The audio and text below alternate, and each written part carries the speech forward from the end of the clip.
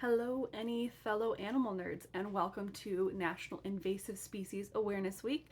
I'm challenging myself to spend this week learning about a new invasive species and talking about it here. So let's see if I can keep this momentum up. I'm going to be starting today, Monday the 23rd, and of course ending on Sunday the 27th. I am going to be sticking to species that are invasive just to Michigan because that's where I'm from, and might as well keep it local and learn about where I'm living, right? So if you haven't figured out by the horrific picture above me, today I'm going to be talking about the sea lamprey. Sea lampreys are actually native to the Atlantic Ocean, which is saltwater. So how on earth did they become invasive to Michigan with its Great Lakes? I will tell you. Lake Ontario, which is the farthest from Michigan, doesn't actually touch it. It's nestled between Canada and New York. That's all right. It does lead straight into the Atlantic Ocean. And sea lampreys, when they spawn, they will actually seek out fresh water. So they will come up those rivers and then sometimes into the lakes. So they were already in Lake Ontario. That is where they will spawn and spend their larval state, and then they will make their way back into the ocean to live out their adult life. Now, Lake Ontario actually did not touch any of the other lakes for the longest time. In 1829, they built and opened, I should say, the Welland Canal, and that connected in Canada, Lake Ontario to Lake Erie. Now, Lake Erie does feed into Lake St. Clair, Lake Huron, Lake Superior, and then of course Lake Michigan, since those guys touch. So once the sea lamprey was able to make its way from Lake Ontario down to Lake Erie, it spread very, very quickly.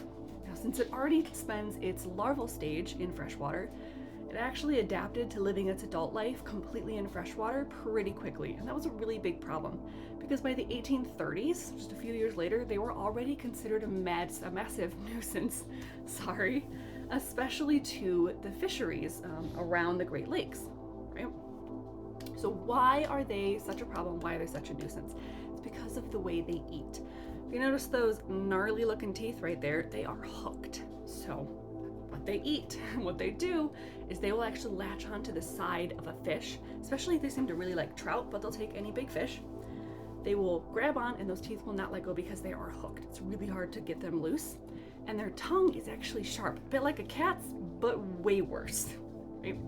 And they will bore into the side through the scales, through the skin, and they will start to feast on any blood or bodily fluid, that they can get their little teeth on.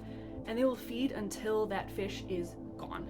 And then they will unhook and find a new fish. That is terrible. And again, think about them getting into a fishery where all these fish are contained.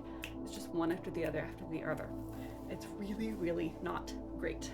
Now, even when they're feasting, they don't even need to move to breathe, because if you can see right here, they have these little gill slits, kind of like a shark you might have seen.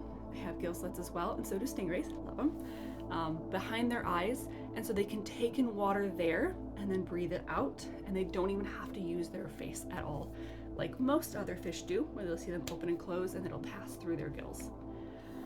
So one sea lamprey every single year can take down about 40 pounds of fish on its own. Yikes. What are we doing about it?